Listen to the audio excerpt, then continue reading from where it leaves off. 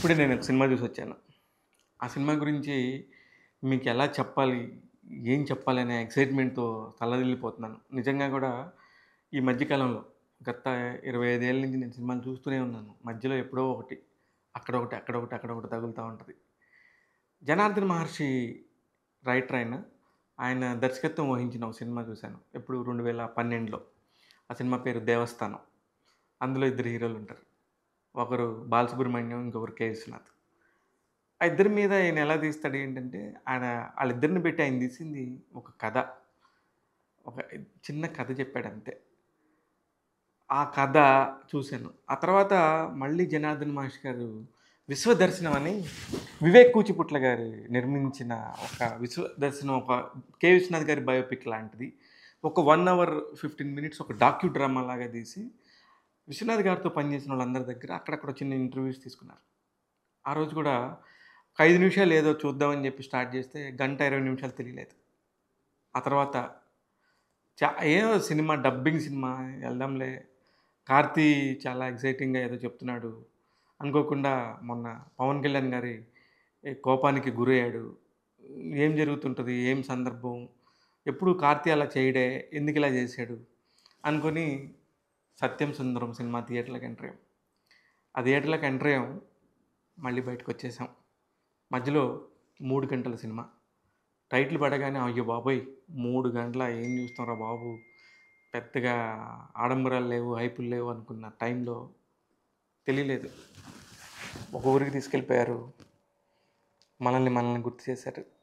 అంటే యాంత్రికమైన జీవితంలో మనందరం ప్రతిరోజు కూడా ప్రతి గంట గడవటం కోసం, ప్రతిరోజు హమ్మయ్య! ఇయాల అయిపోయింది అనిపించుకోవటం కోసం ఎంత యాంత్రికంగా బతుకుతున్నామో, ఆ యాంత్రికమైన జీవితంలో నుంచి అసలు ఫస్ట్ మనందరం ఎక్కడి నుంచి వచ్చాం? ఎవరి నుంచి ఒక ఊరు గనుక మారిపోయి, సొంత ఊరు గనుక మారిపోతే, ఆ సొంత ఊర్లో ఉన్న మెమరీస్ అన్నీ ఏంటి? నీ మైండ్‌లో ఏమేమి ఉన్నాయి?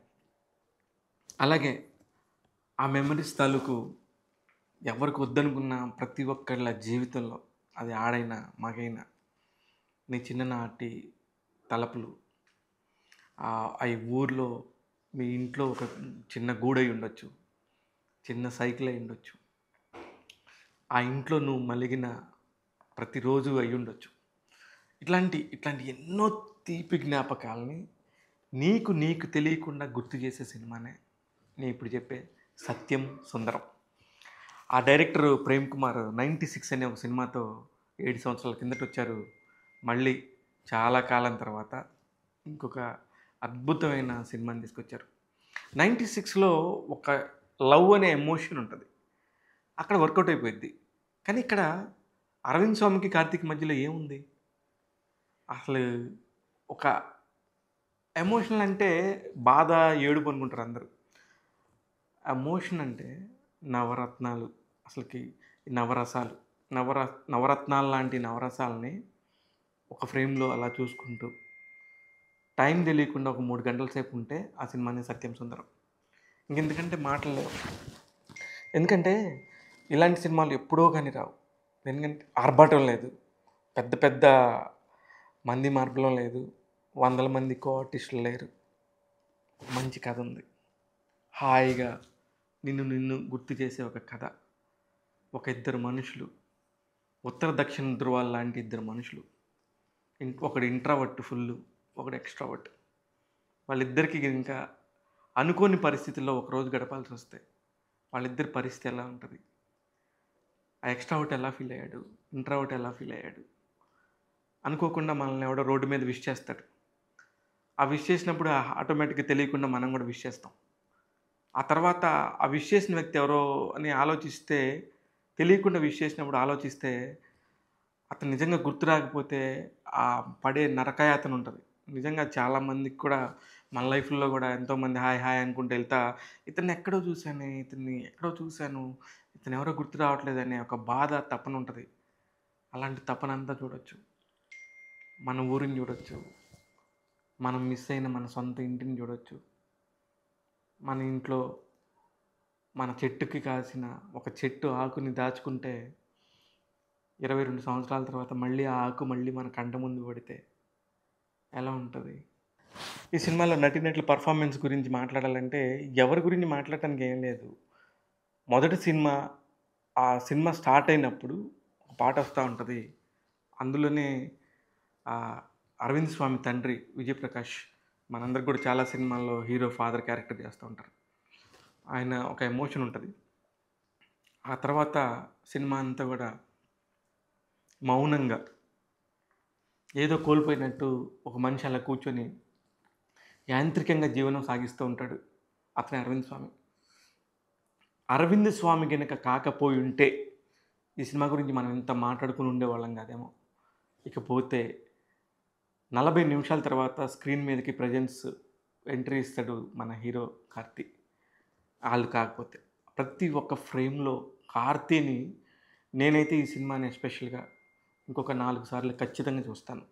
ఆ ఎమోషన్ ప్రతి ఒక్క ఎమోషన్‌ని ఆ దర్శకుడు పట్టుకున్న తీరు ఎక్కడ గ్రాండియర్ లేదండి. ఎక్కడ గ్రాండియర్ లేదు. ఒక చిన్న కథ అంతే. ప్రతి ఒక్కళ్ళు ఖచ్చితంగా చూడాల్సిన సినిమా.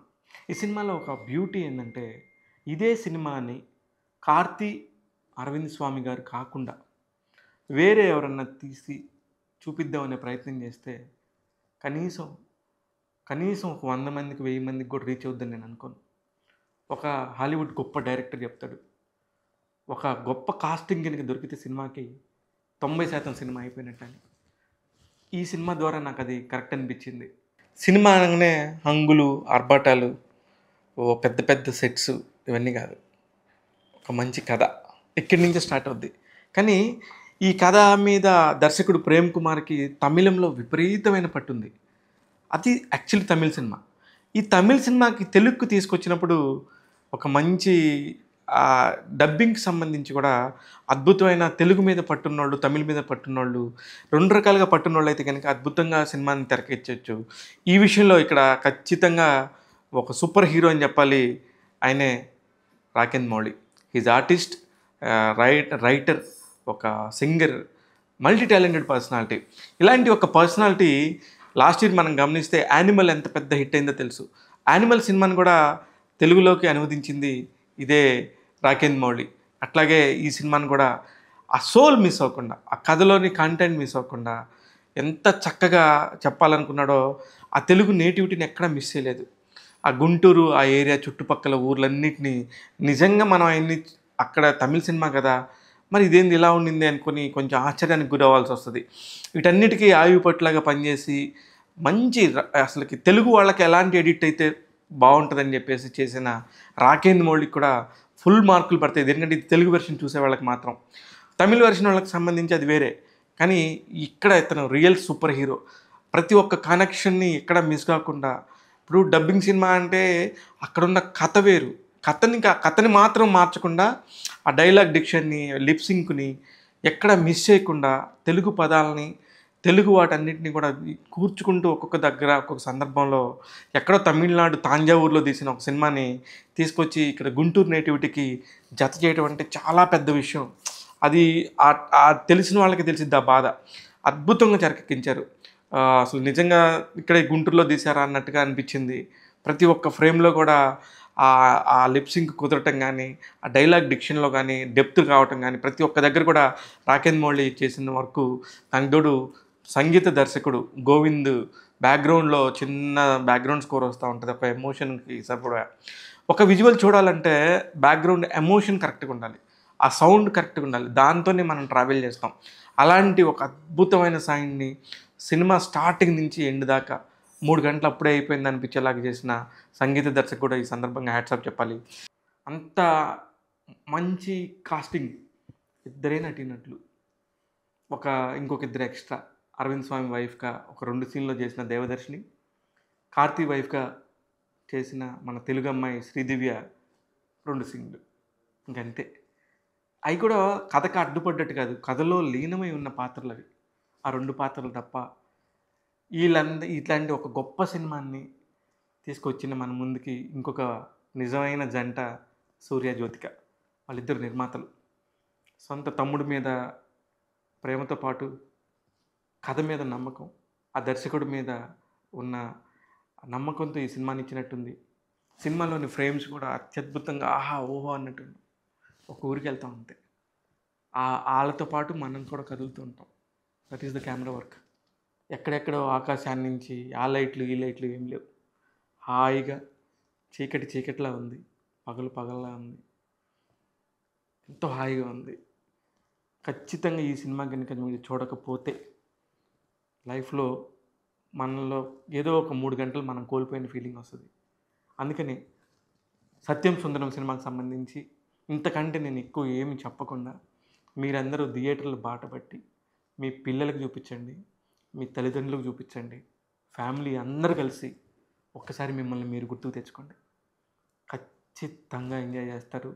నా మాట తప్పవదు. 'సత్యం సుందరం' సినిమాకి సంబంధించి ట్యాగ్ తెలుగు ఇస్తున్న రేటింగ్ 4/5. నేను మీ శివ మల్లాల.